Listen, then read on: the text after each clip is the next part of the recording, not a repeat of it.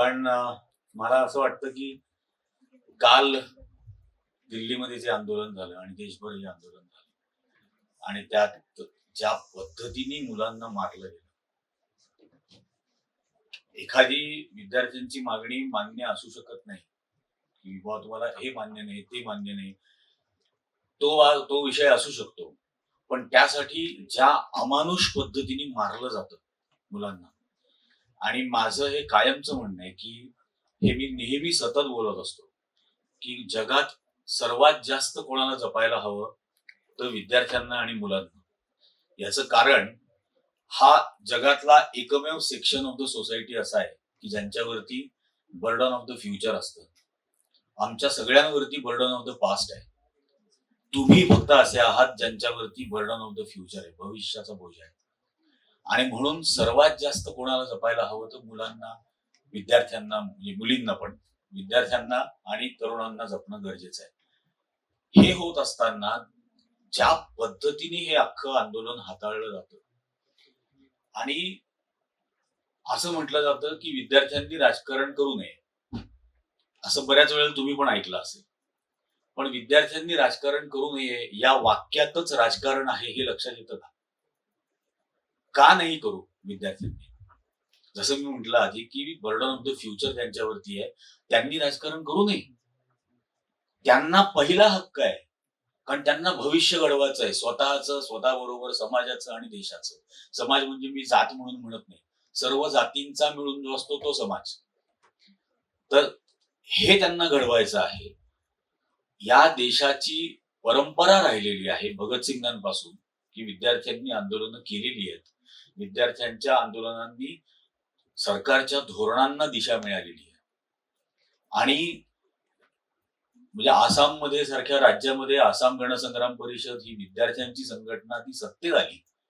इतके बदल त्या राज्यांमध्ये घडलेले आहेत.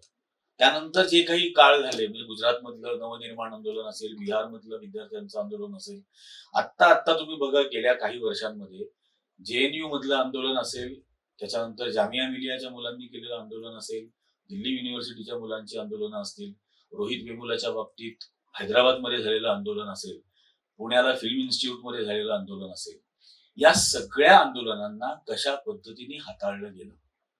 सरकार आपण जे म्हणतो ते त्यांनी संवाद साधायचा आहे. हे त्यासाठीच आहे.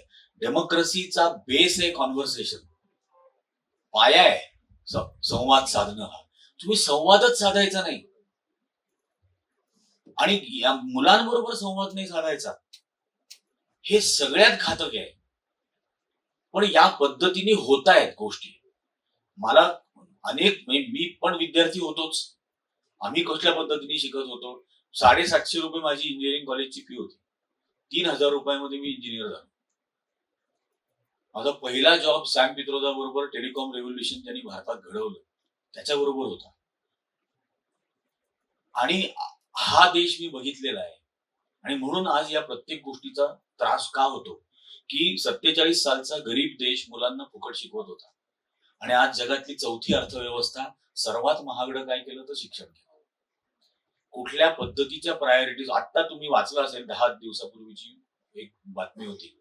भारत सरकारने 398 कोटी रुपये आयआयटी मुंबई आणि आयआयटी कानपूरला फंड अलोकेट केला रिसर्च प्रोजेक्टसाठी. आणि प्रोजेक्ट कुठली आहे रिसर्च करायला माहितीये सांगितलेली? काउपॅथी आणि रिइन्कार्नेशन, पुनर्जन्माचं संशोधन करण्यासाठी. आणि काउपॅथी म्हणजे गायीच्या मलमूत्राचा आपल्याला काय फायदा होऊ शकतो याच्या संशोधनासाठी 398 कोटी रुपये भारत सरकारने दिले. जग एआयच्या रिसर्चसाठी, क्वांटम कम्प्युटिंगसाठी, क्वांटम मेकॅनिक्ससाठी, स्पेस सायन्ससाठी रिसर्च प्रोजेक्ट करते आणि त्याच्यासाठी हजारो कोटी रुपये देतात. माझा देश म्हणजे आपलं शरीरामधलं जे काही वाईट आहे ते आपण डिस्चार्ज करतो मलमूत्राच्या स्वरूपात. गायीच्या शरीरातलं जे काही वाईट आहे ते गायी डिस्चार्ज करते. पण गायीच्या डिस्चार्ज मध्ये माझ्यासाठी छान काय हे शोधायला निघाले. आणि हा काय होत आहे, मला खूप खूप त्रास होतो की हसतात या सगळ्या गोष्टींवरती. याचा राग यायला हवाय. खरोखर सांगतो. आणि होतं काय आहे, की ज्या वेळेला मुख्य माणूसच काहीतरी इररॅशनल, अनसायंटिफिक बोलतो, की गणपती प्लास्टिक सर्जरी आहे. आता ज्यांना थोडंफार सायन्स कळतं त्यांना हे समजतं, की गणपती हे ऑर्गन ट्रान्सप्लांट आहे. प्लास्टिक सर्जरी नाही. वेगळाच ऑर्गन लावलाय. पण जेव्हा मुख्य माणूसच असं काहीतरी बोलतो, तेव्हा सगळीकडे हाच मूर्खपणा सुरू होतो ना. मग गाईच्या गोमूत्रात सोनं आहे का? शेणातून युरेनियम पास होत नाही किंवा सोलर पॅनलचा वापर वाढल्यामुळे सूर्य थंड व्हायला लागलाय. ही जी स्टेटमेंट्स आहेत, ही अत्यंत संतापजनक आहेत, की म्हणजे मी लहान होतो, माझी आजी काही शिक्षित नव्हती, आजोबा शिकलेले होते. पण घरी आल्यानंतर आजी मला विचारायची, "आज काय शिकवलं?" तर मी सांगायचो, "आज गुरुत्वाकर्षण शिकवलं, ग्रॅव्हिटी." म्हणजे काय? तर मग ते न्यूटनचं सफरचंद पडल्याचं उदाहरण मी सांगायचो. मग ती म्हणायची, "हो का? असेल." म्हणजे सफरचंद गुरुत्वाकर्षणामुळे पडतं का? बरं बाबा असेल. असं मला ती अशिक्षित आजी माझ्याशी बोलायची. मी जे शिकून आलोय त्याची टवाळी नाही केली जायची समाजात. टिंगल केली नाही जायची. आज जे मी शिकून येतोय त्याची टिंगल केली जाते. हे हे असं नाहीये, हे आमच्या स्तोत्रात सांगितलंय, हे आमच्या याच्यात सांगितलंय. हा काय वेडेपणा आहे? आणि मग जो सगळा प्रकार सुरू होतो, की म्हणजे कोणीतरी म्हणतं ऑस्ट्रेलियाचं पूर्वी नाव अस्त्रालय होतं. हा हा हे तुम्हाला निर्बुद्ध करण्याचा प्रकार आहे हा. विचारच करू द्यायचा नाही. आणि तुम्ही आज ऍडमिशन घेतलेली आहे. तुम्ही म्हणजे जर्नलिझम मध्ये आला असाल किंवा वेगवेगळ्या क्षेत्रांमध्ये तुम्ही लॉ करणारे विद्यार्थी आहेत माझ्या मते इथं. हे शिक्षण घेत असताना आपण प्रत्येक गोष्ट करताना मागेही मी ज्या वेळेला जर्नलिझमच्या मुलांचं लेक्चर घ्यायला आलो होतो तेव्हा हेच विचारलं होतं, की तुम्ही जे काही करत आहात त्याचा पर्पज काय आहे? पर्पज नसेल तर नका करू. तुमचा जो पर्पज आहे त्या पर्पज साठीच करा. मी इंजिनिअरिंग शिकलो आणि एक दिवशी मी जर्नलिझम मध्ये आलो. 98 साली. मी 87 ला पास आउट झालो. 11 वर्ष मी इंजिनिअरिंग मध्येच होतो, उत्तम करत होतो. पण एक दिवशी मी ते सोडून इकडे आलो. याच्या मागे काही कारणं घडली. म्हणून मी बऱ्याच वेळेला असं सांगतो, की I am an engineer by education but a journalist by choice. याचं कारण मला त्या ओपिनियन मेकिंगच्या प्रोसेसमध्ये हस्तक्षेप करायचा आहे. कारण जर्नलिस्ट हा ओपिनियन मेकिंग करत असतो ना. माझा लहानपणीचा शाळेपासूनचा वर्गमित्र होता नदीम शेख नावाचा. आणि आम्ही एकमेकाच्या घरात 24 तास असायचो. माझ्या घरातला गणपतीची मूर्ती ही तो निवडायचा. त्याला जी आवडेल तीच आणायची असा नियम होता. इतकं आम्ही घरामध्ये एकमेकाच्या होतो. आणि 94 साली मी ज्यावेळेला नाशिकला परत आलो, 7 वर्ष तिथं पुण्यात आणि इतर दिल्लीमध्ये वगैरे काम करत होतो. नाशिकला जेव्हा 94 साली परत आलो, त्यावेळेला तो माझ्यापासून असा फटकून वागत होता. नेहमीसारखं, पूर्वीसारखं नव्हतं राहिलं. त्याच्या घरात मी पूर्वी जायचो तर डायरेक्ट स्वयंपाकघरात जायचो. आता जाऊ शकत नव्हतो, इतकं फॉर्मल वागणं सुरू झालं. मला कळत नव्हतं हे काय घडलंय. मी एक दिवशी त्याच्या आईसमोर रडून विचारलं, की "काय झालंय? असं का तुम्ही वागताय?" तेव्हा त्या मला असं म्हणाल्या, की "92 के दंगों के बाद बहुत से नकाब फट गए और इसलिए अब हम थोडी दूरी रखते हैं." आणि मला इतकं वाईट वाटलं, की मी घरी आल्यानंतर माझ्या आईच्या समोर रडलो, की मी काय केलं? मी कुठे चुकलो? माझ्याशी का असं वागतायत? तेव्हा ती मला म्हणाली, की "विश्वास ही गोष्ट थाळीमध्ये सजवून नाही देता येत. Trust has to be earned." तो विश्वास कमवावा लागतो. आणि त्यांचा जर विश्वास अशा घटनांमुळे कमी झाला असेल, तर तुझ्यामुळे नसेल जरी झाला, तरी तो तुला पुन्हा कमवावा लागेल. आणि मग माझ्या लक्षात आलं, की हे विश्वास कमी होण्यामागचं सर्वात मोठं योगदान कोणी केलं होतं? तर माध्यमांनी केलं होतं. मीडियानी केलं होतं. त्या पद्धतीचं ओपिनियन, त्या पद्धतीचा द्वेष, त्या पद्धतीची नफरत ही मीडिया पसरवत होती. आणि हे खूप रिस्पॉन्सिबल जॉब आहे हा. ही मजाकची आय कार्ड ट्रॅफिक पोलिसांनी अडवलं की आय कार्ड दाखवलं. दिस इज नॉट जर्नलिझम. त्यासाठी म्हणून पत्रकारिता नाही.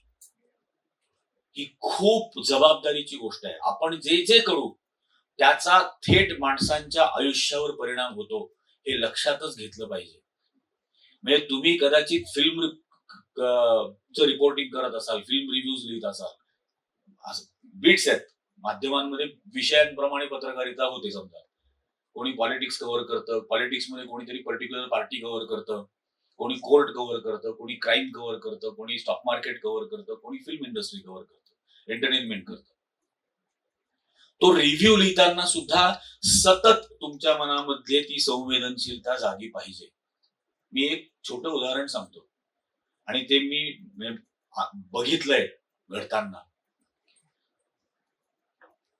केविन कार्टर नावाचा असोसिएटेड प्रेसचा फोटोग्राफर होता आणि सुदानमध्ये भयंकर दुष्काळ पसरलेला होता आणि सुदानमध्ये त्यांनी एका अगदी मरायला टेकलेल्या 4-6 वर्षाच्या लहान मुलीचा फोटो काढला आणि ती मुलगी आणि बाजूला एक गिधाड त्या मुलीकडे बघताय असा तो फोटो होता आणि तो फोटो जगात गाजला की ती मुलगी मरण्याची ते गिधाड वाट बघत होती आणि तो प्रचंड गाजला.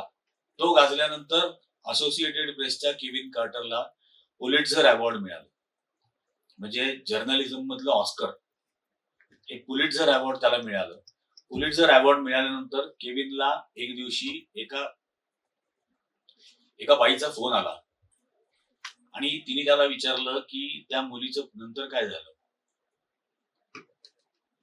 तो म्हटलं मला नाही माहिती, मी फोटो काढला आणि मी निघून गेलो. मग तिने त्याला विचारलं की त्यावेळेला तिथं किती गिधाडं होती. तो म्हटला एकच होता. मग ती बाई त्याला म्हटली की नाही, त्यावेळेला तिथं 2 गिधाडं होती. एक कॅमेऱ्याच्या समोर होतं, एक कॅमेऱ्याच्या मागे होतं. आणि तिने फोन ठेवून दिला आणि तो इतका हादरला ते संभाषण झाल्यानंतर की त्या दिवशी केविननी आत्महत्या केली. ही संवेदनशीलता आपल्या जर्नलिझम मध्ये सतत जिवंत असायला हवी. खूप जण असं म्हणतात की जर्नलिस्ट आहेत, ऍक्टिव्हिस्ट नाही. पण मग मनुष्य आहात की नाही. तो त्या मुलीला तसंच मरत सोडून पळून निघून जायचं होतं का. त्या मुलीचा जीव वाचवल्याने तो काय ऍक्टिव्हिस्ट बनणार होता का. नाही. पण जर्नलिझम किंवा जर्नलिस्टला ऍक्टिव्हिझम पासून दूर ठेवण्यासाठी हे मुद्दाम नॅरेटिव्ह बोललं जातं की जर्नलिस्ट म्हणजे ऍक्टिव्हिस्ट नाही. माझं म्हणणं जर्नलिस्ट म्हणजे ऍक्टिव्हिस्टच आहे. तो पेननी ऍक्टिव्हिझम करत असतो, तो कॅमेऱ्याने ऍक्टिव्हिझम करत असतो, तो कीबोर्डवर ऍक्टिव्हिझम करत असतो, तो ग्राफिक्स बनवताना ऍक्टिव्हिझम करत असतो. पण ही रिस्पॉन्सिबिलिटी आपली आहे यासाठी तो सजग आहे का, तो अवेअर आहे का की तो काय करतोय. फिल्म रिव्ह्यू लिहिताना आपण बघितले ना कशा प्रकारचे फिल्म्स आले. धुरंधर बिरंधर काय फिल्म आहेत, या कशासाठी आहेत. या पॉलिटिकल पर्पज साठी असलेल्या फिल्मचं मी रिव्ह्यू कसा लिहायला हवा याची क्लॅरिटी आहे का. जरूर रिव्ह्यू लिहा, त्यात केलेल्या ऍक्टिंगचं कौतुक करा, त्याच्या म्युझिकचं कौतुक करा, नो प्रॉब्लेम. पण त्या फिल्म मधून जे नॅरेटिव्ह दिलं जात आहे त्या नॅरेटिव्ह बद्दल लिहिणार की नाही, किंवा ते नॅरेटिव्ह तुम्ही ओळखताय की नाही, हे खूप महत्वाचं आहे. आणि ही जबाबदारी आहे तुमच्या प्रत्येकाची. म्हणजे ही तुमची, ही आपली, ही सर्वांची जबाबदारी आहे. प्रॉब्लेम हा आहे की हे लहानपणापासून शिकवलं जात नाही आपल्याकडे. आपल्या कुटुंब व्यवस्थेमधले जे दोष आहेत त्यामध्ये हा एक दोष आहे. जसा की मार्क नाही मिळाले, कमी मार्क मिळाले की अमुक शिक्षक आहे ना तो पार्शलिटी करतो, तमुक टीचर आहे ना ती तमुक जातीची आहे म्हणून तुझ्याशी मुद्दाम असं करते, तुला ऍडमिशन का नाही मिळाली, रिझर्वेशनमुळे ऍडमिशन नाही मिळाली. सतत तुमच्या अपयशाचं दोष दुसऱ्या कोणावर तरी द्यायचा आणि तुम्हाला सतत असं दाखवायचं की दुसऱ्या कोणामुळे तरी तुम्हाला यश मिळत नाहीये. कधीही मुलांना त्यांच्या अपयशाची जबाबदारी त्यांना घ्यायला शिकवली जात नाही. ओनरशिप ऑफ द फेल्युअर्स ते घेणं खूप महत्वाचं आहे.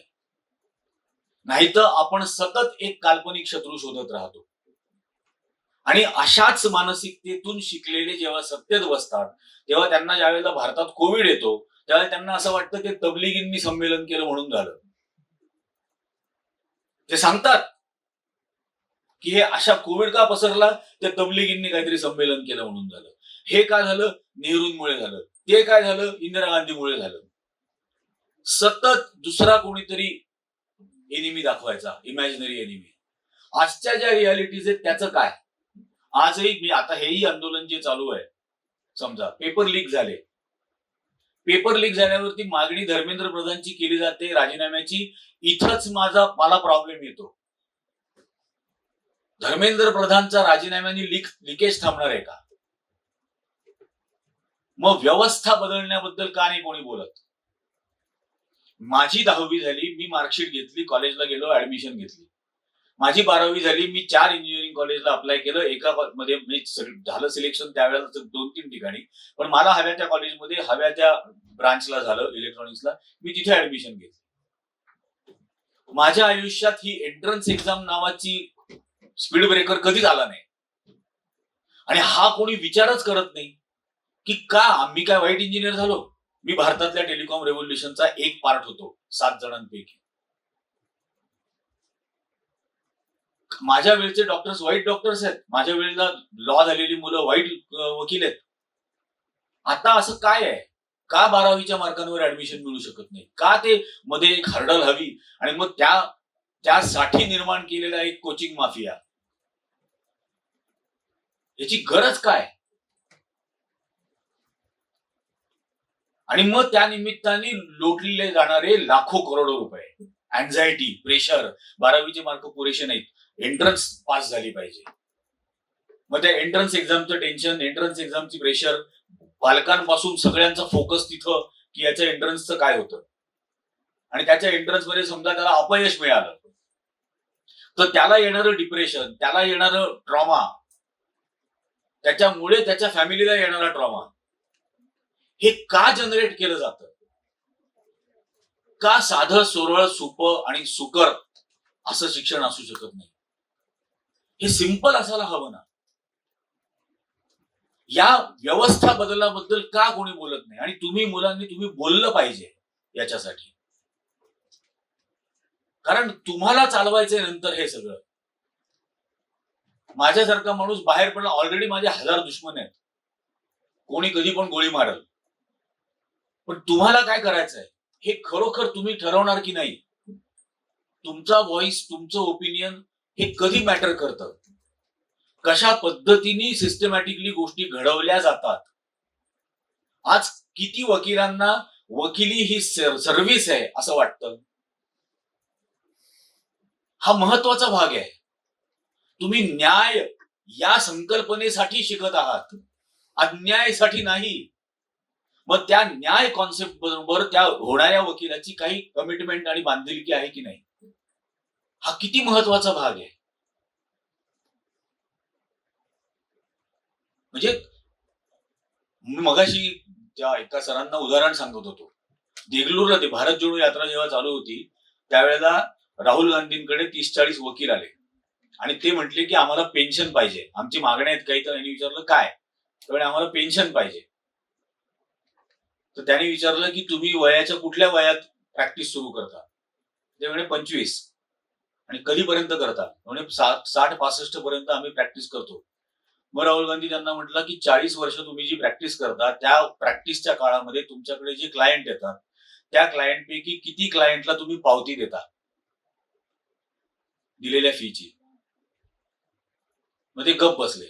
मग हा त्यांना म्हटलं आयुष्यातल्या 40 वर्षाचं तुमचं इन्कम हे अनअकाउंटेड आहे आणि तुम्हाला पेन्शन हवं.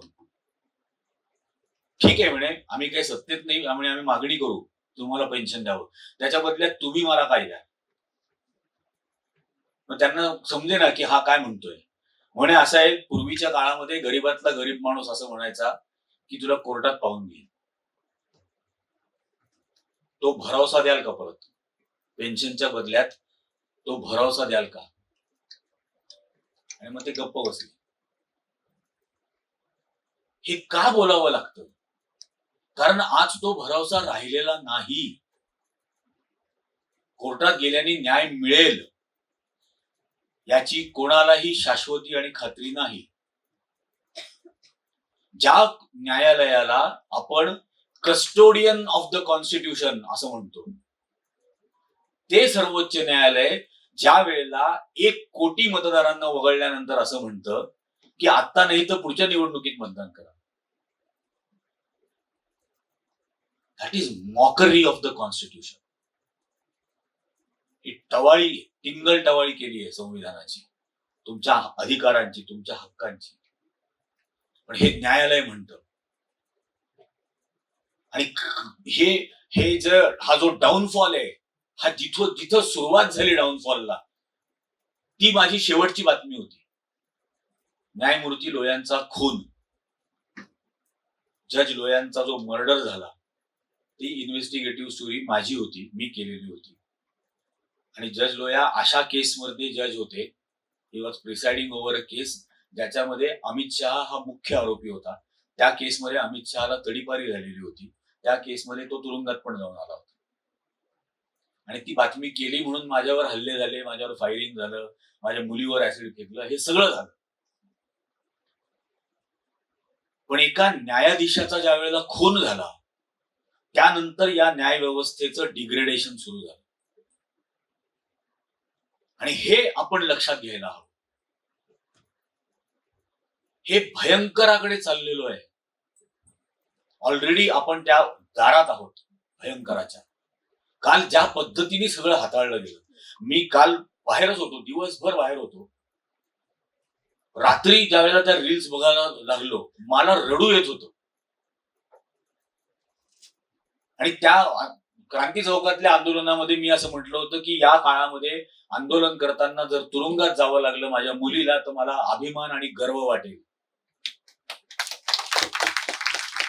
टाळ्यांसाठी नाही बोलत आहे. ही सगळी मनाची तयारी आपली असायला हवी, कारण ही जबाबदारी तुमची आहे. आमची पिढी कधीही नाहीशी होऊन जाईल. तुम्हाला चालवायचं हे सर्व. आणि मग ते कसं चालवायचं, एकांगी पद्धतीने चालवायचं, एक छत्री पद्धतीने चालवायचं, का सर्वानुमते चालवायचं, संभाषणातून, कॉन्व्हर्सेशन मधून डिसिजन पर्यंत पोहोचायचं, का लादायचं, हे खरोखर गंभीरपणाने या गोष्टींचा विचार करा. आपण शिकतो म्हणजे काय करतो? आपण शिकतो म्हणजे आपण क्रिटिकल माइंड तयार करत असतो. प्रश्न मनात आले पाहिजेत, रॅशनॅलिटी मनात आली पाहिजे. सतत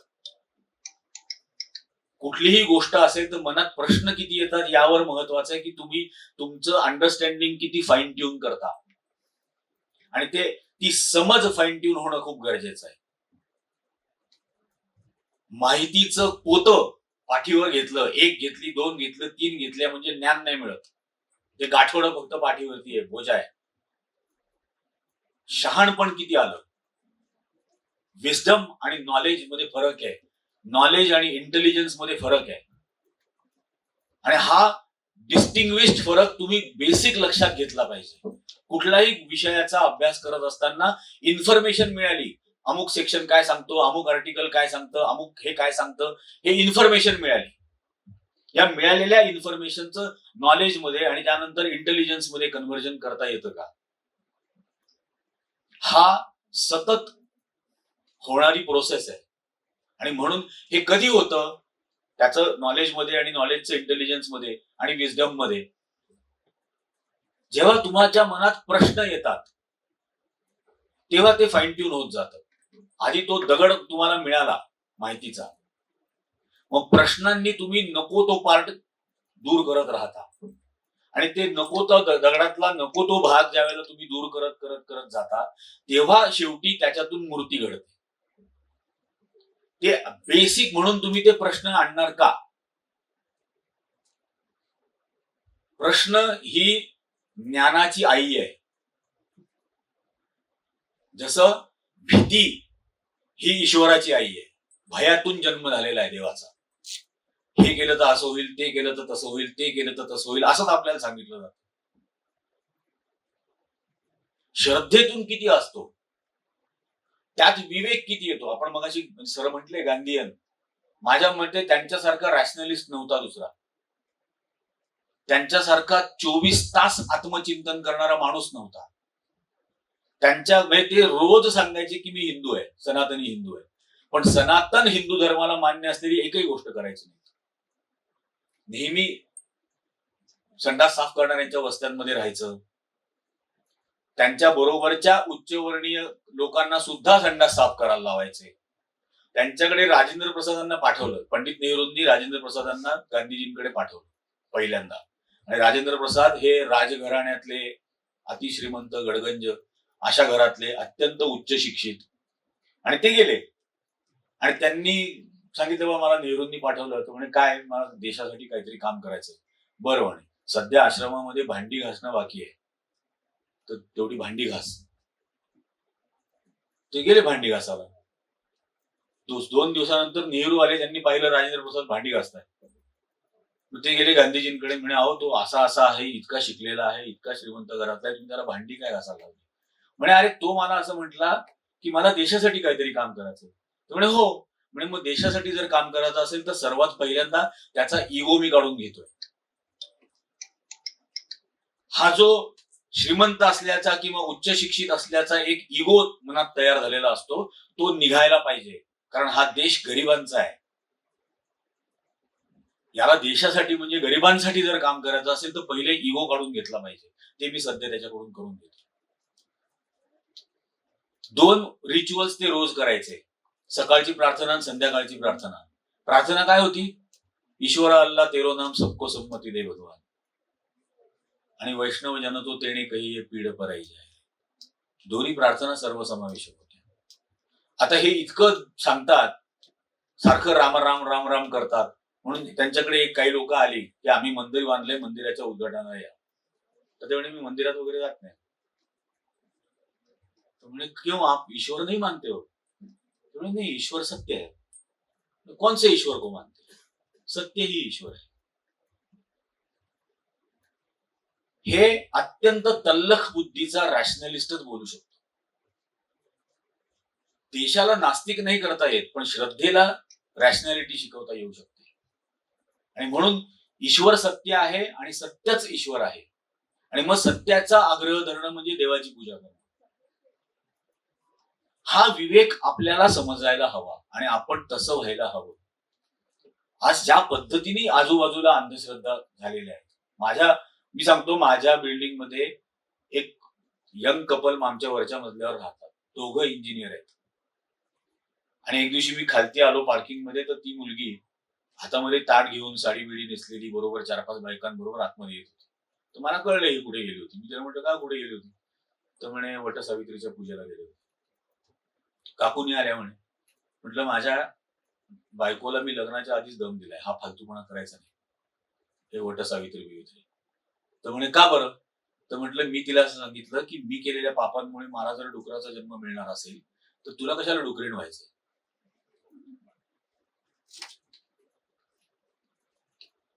ही रॅशनॅलिटी आपल्यात आहे की नाही? या अंधश्रद्धांना आपण विवेकानेच उत्तर देऊ शकतो आणि विवेकानेच ते बंद पाडू शकतो. आणि यातून मग कर्मकांड आणायचं, कर्मकांडामधून मग कोणाचा तरी व्यवसाय सुरू होतो. हे रोखता आलं पाहिजे विवेकाने. साधे साधे प्रश्न मनामध्ये आले पाहिजेत. आता मार्च महिन्यामध्ये 18,000 शाळा महाराष्ट्रातल्या बंद झाल्या, शासकीय शाळा.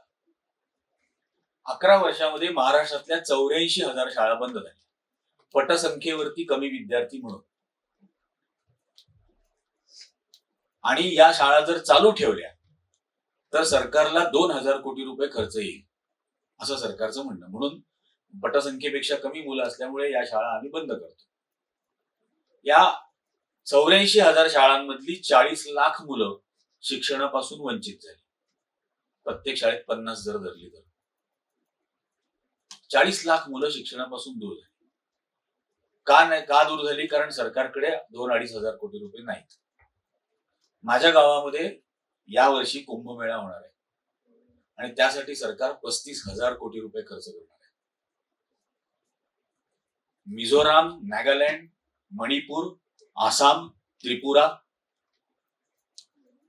या उत्तर पूर्वेतल्या 7 राज्यांचं वार्षिक अर्थसंकल्प जेवढा आहे त्याच्या 1.5 पैसा एका शहरामध्ये खर्च करणार आहे. 35,000 कोटी. हे भयानक आहे. याच्या ऐवजी तुम्ही शाळा चालू ठेवल्या असत्या तर मला ते मान्य होतं की मुलं शिकलीच पाहिजेत. त्यांना तुम्ही शिक्षणापासून दूर करताय. त्या शाळांमध्ये शिकवणाऱ्या 4 लाख शिक्षकांना तुम्ही नोकरीवरून काढून टाकलं आणि त्या 4 लाख नोकरीवरून काढलेल्या शिक्षकांच्या बायकांना तुम्ही जर महिन्याला 1,500 रुपये देणार असाल लाडकी बहीण म्हणून, मग ते काय नालायक मेवणे होते? त्यांच्या हक्काचा पगार बंद केला आणि त्यांच्या बायकोला 1,500 रुपये द्यायला सुरुवात केली. हा जो हुकलेला राज्यकारभार आहे, यावरती प्रश्न विचारता आले पाहिजे, याबद्दल बोलता आलं पाहिजे, याबद्दल पिटिशन्स ज्यांना लढवायच्या त्यांच्या बाजूने उभं राहता आलं पाहिजे. ही जबाबदारी आहे आपली. आपण शिकतोय. मी रस्त्यावर पेपर विकले, रस्त्यावर पेपर विकून शिकलोय. मला माझी मुलगी आता सुद्धा असं बोलत होती की बाबा तू हे का करतोस? सगळीकडे जाऊन भाषण कर, हे विरोध कर, आंदोलन कर, हे का करतोस? इतकं घडलंय ना तुझ्या बाबतीत ऑलरेडी. गोळीबार झालेला आहे 2-2 वेळेला. हे सगळं झालेलं आहे, का करतो? मी तिला सांगितलं की मी रस्त्यावरती पेपर विकायचो त्यावेळेला 10% कमिशन मिळायचं. 30 पैशाचा महाराष्ट्र टाइम्स विकल्यानंतर 3 पैसे मिळायचे आणि 9 महाराष्ट्र टाइम्स विकल्यानंतर, 9 पेपर विकल्यानंतर जर 10वा उरणार असेल, अंगावर पडणार असेल, तर 27 पैसे कमवले पण 30 पैशाचा पेपर अंगावर पडला. म्हणजे जे काही 2 तास आरडाओरड करून इकडे धाव तिकडे धाव करून पेपर विकले ते व्यर्थ. आणि म्हणून ज्या वेळेला शेवटी 4-5 पेपर उरतायत असं वाटायचं त्यावेळेला रडू यायचं की 3-4 तास झाले मी ओरडतोय, धावतोय, लोकांच्या मागे लागतोय, पण माझे पेपर उरणार आहेत आणि माझी सगळी 4 तासाची मेहनत वाया. त्यावेळेला रडू यायचं, गयावया करायचो लोकांसमोर की घ्या ना प्लीज. आणि तेव्हा माझ्या आयुष्यात मला रोज 2-3 माणसं अशी भेटली ज्यांना त्या दिवशी पेपर नव्हता घ्यायचा, पण त्यांना त्या लहान मुलाची कीव आली, दया आली आणि त्यांनी तो पेपर घेतला. तर मी तिला सांगितलं, म्हटलं रुचा, ती जी रोज मला भेटलेली 2-3 माणसं आहेत त्यांची नावं मला माहित नाहीत, त्यांची जात मला माहित नाही, त्यांचा धर्म मला माहित नाही, ते श्रीमंत होते का गरीब होते मला माहित नाही, पण त्यांचे माझ्यावरती अनंत उपकार आहेत. कारण त्यांनी ते दया दाखवल्यामुळे मी शिकू शकलो, मी शहाणा होऊ शकलो, त्यानंतर मी इंजिनियर झालो.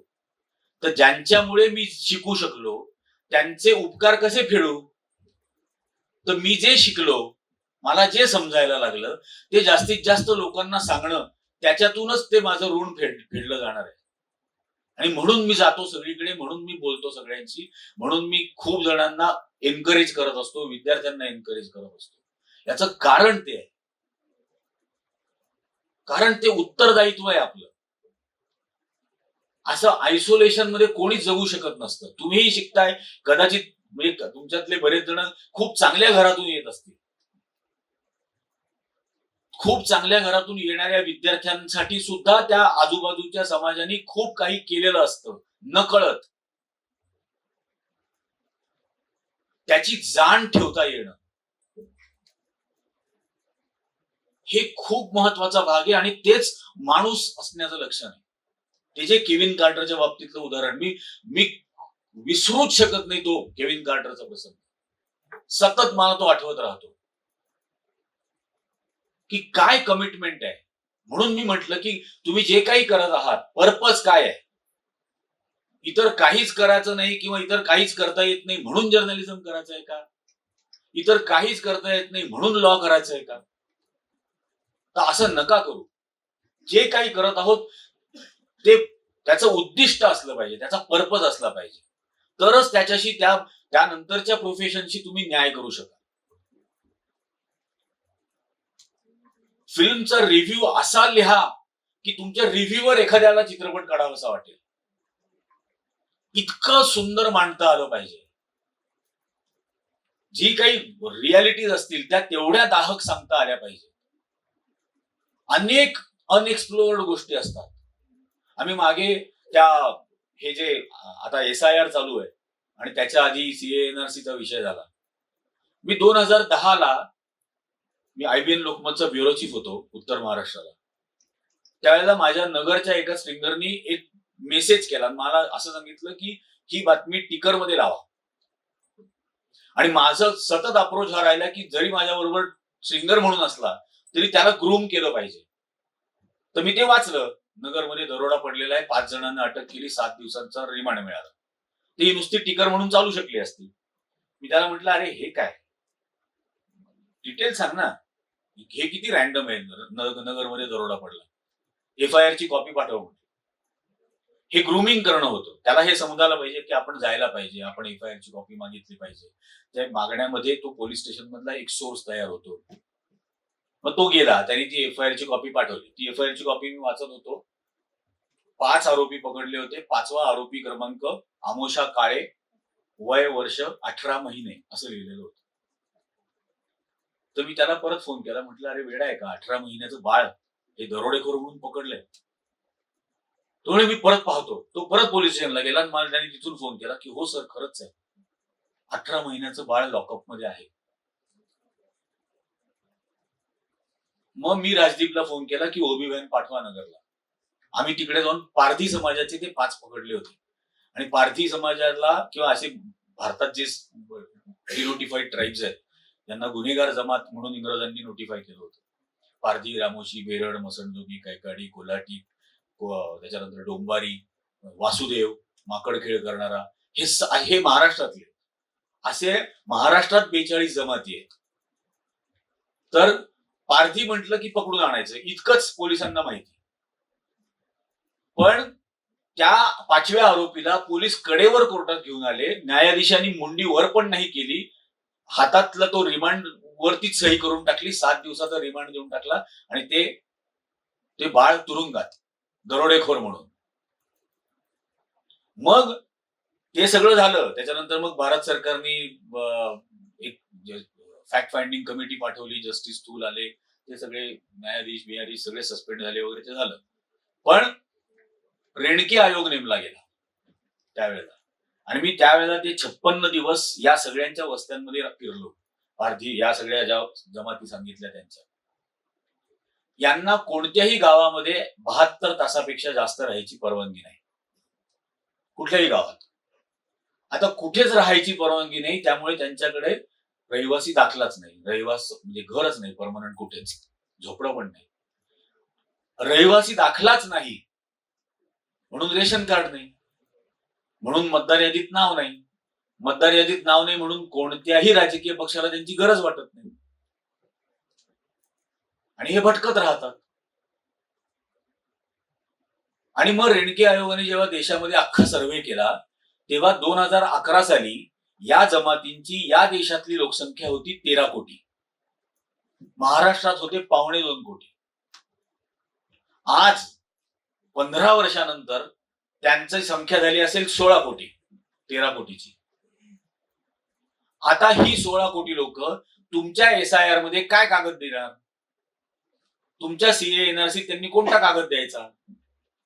आणि त्यांनी नाही देऊ शकत म्हणून या 16 कोटीचं काय करणार? काय समुद्रात बुडवणार? करणार काय या 16 कोटीचं? तेव्हा रेणके आयोगाने शिफारसी केल्या. हे 3 वर्ष त्यांचा सगळा सर्वे बिर्वे झाल्यानंतर की यांना 3रं शेड्यूल तयार करा, शेड्यूल कम्युनिटीज म्हणून यांना ट्रीट करा, यांना जमिनीचं वाटप करून द्या, एका ठिकाणी स्थायिक करा, त्यांना आरक्षण त्यानंतर त्या प्रमाणामध्ये द्या. 16 कोटी इंग्लंडची लोकसंख्या आपण आपल्या पोटामध्ये गुप्त करून ठेवलेली आहे. कोण लिहितं त्याबद्दल? त्यावेळेला त्या सगळ्यावरती मी एक 23 मिनिटाची डॉक्युमेंटरी केली. ती रामनाथ गोयंका अवॉर्ड वगैरे त्याला मिळालं. पण पुन्हा प्रश्न हाच आहे की ह्याचा अँप्लिफाय का नाही होत? की देशभरातली माध्यमं याबद्दल का लिहित नाही? देशभरातले अनेक लोक याच्याबद्दल चित्रपट का करत नाहीत? देशातले अनेक लोक याच्याबद्दल पिटिशन्स का नाही करत? माणसं आहेत ना ती. आणि 16 कोटी आहेत. त्या समाजांमधल्या महिलांचं भयंकर शोषण होतं. यांच्यासाठी कोण बोलणार? अशा खूप गोष्टी आहेत आणि या तुम्ही संवेदनशील असाल तर तुम्हाला पोचणार, तुम्हाला टोचणार, तर तुम्हाला त्याबद्दल काहीतरी लिहावंसं वाटणार. एखादी कविता काही त्याबद्दल होणार. का होऊ शकत नाही? मी अमेरिकेतल्या अनेक विद्यापीठांमध्ये सलग 6 वर्ष शिकवलं. 2018 पासून 24 पर्यंत. तिथं पहिल्यांदा 20 मिनिट शिकवायचं आणि 40 मिनिट प्रश्नोत्तर. मला तो शॉक होता. आपल्याकडे मुलांना प्रश्नच विचारले दिले जाऊ देत नाहीत. घरापासून सुरुवात होते ही. मुलांनी प्रश्न विचारले की बाबा म्हणतायत ना चुपचाप ऐक, आई म्हणते ना चुपचाप ऐक. अरे चुपचाप ऐक म्हणजे काय? तो मुलगा एक बुद्धिमान मुलगा घडवायचा आहे का एक जोकर बनवायचा आहे? फक्त ऐकायला शिकवायचं. आणि हे कॉलेजेसमध्ये सुद्धा, शाळांमध्ये सुद्धा तो प्रश्न विचारत नाही तोपर्यंत त्याच्या कॉन्सेप्ट क्लिअर कशा होणार? त्यामुळे प्रश्नांना एनकरेज केलं जातं. तिथल्या एका मुलाला एका कॉलेजमध्ये, बसव युनिव्हर्सिटीमध्ये मी विचारलं की तुझं स्वप्न काय? Dream of your life. तो म्हटला मला चंद्रावर घर बांधायचं. मला इथं जर विचारलं की तुमचं स्वप्न काय, तर किती जण सांगू शकतील?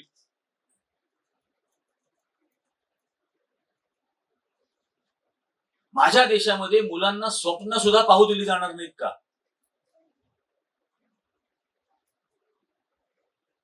ती पहिल्यांदा स्वप्न बघितल्यावर मग त्याचा पाठपुराव्याचा विषय सुरू होतो ना. स्वप्न बघायला तर शिकू द्या त्यांना. एका पॅटर्न मधून फक्त रगडून काढायचं. हे होतं की नाही होते तुम्ही तुमचा विचार करा. किती जण तुमच्या चॉईसनी तुम्ही या अकॅडमिक फॅकल्टीमध्ये आला आहात? खरंच हा विचार करा. तुम्ही ठरवून आला आहात का स्वतः? आणि तुम्ही ठरवून जर आला असाल तर तुम्ही यशस्वीच झालं पाहिजे. बचने का मौका नाही. करायचं तर सर्वोत्तम करायचं. त्या याच्यात असं मीडियाकर काहीतरी करणारे तर खूप जण आहेत.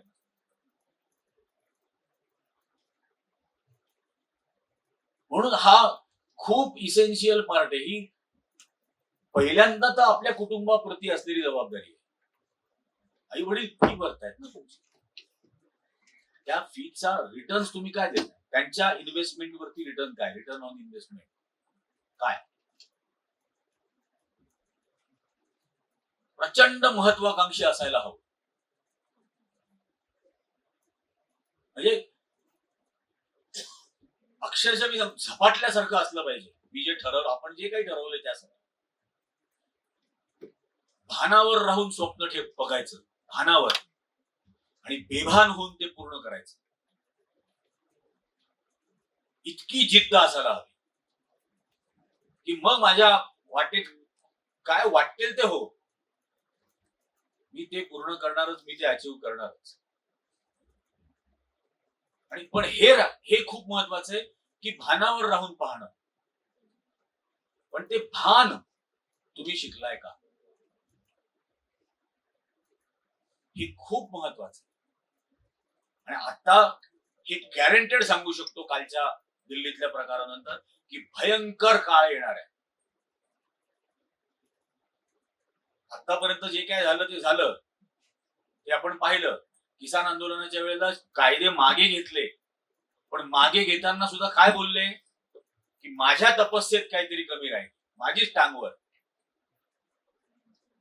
तुमच्या आंदोलन, तुमच्या मागण्या, त्यातली रास्तपणा, त्यातला न्याय अन्याय याच्याशी मला काही घेणं देणं नाही.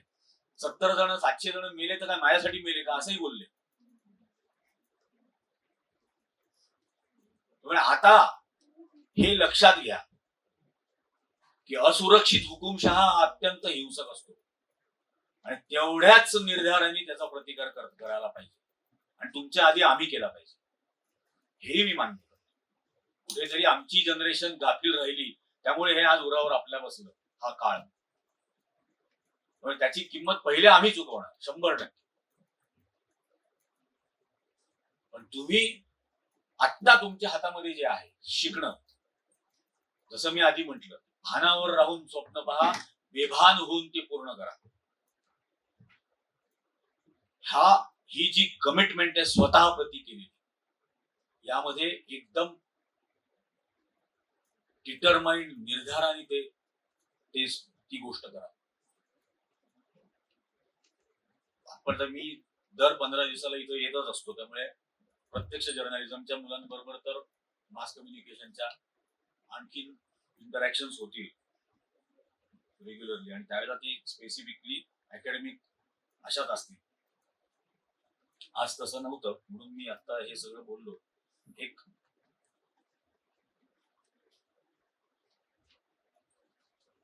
छोटी कविता आहे, पण नीट समजून घ्या. बारूद के ढेर पर बैठकर पढ़ने का जज्बा रखने वाले बच्चे मारे जा रहे, डामर की चिकनी सड़कों को मन भर निहारने की इच्छा में बच्चे मारे जा रहे, बैलों को हरी घास खिलाने की जिद में बच्चे मारे जा रहे, हल जोत कर धान उगाने को तैयार बच्चे मारे जा रहे, बकरी और तितली के पीछे दौड़ जीतने का जुगत रखने वाले बच्चे मारे जा रहे, पेड़ की किसी टहनी से कोई पत्ता तोड़कर चिपड़ी बनाने की चाह में बच्चे मारे जा रहे, देश के विषय में थोड़ा थोड़ा जानने की जिज्ञासा रखने वाले बच्चे मारे जा रहे, बच्चे मारे जा रहे, यह बात इतनी गुप्त है कि देश के नक्शे पर कोई हलचल ही नहीं. बच्चे अपनी कब्र से उठेंगे एक दिन और पूछेंगे सवाल, हम जब मारे जा रहे थे तब अपनी कविताओं के साथ अपने कमरे में बैठकर क्या कर रहे थे.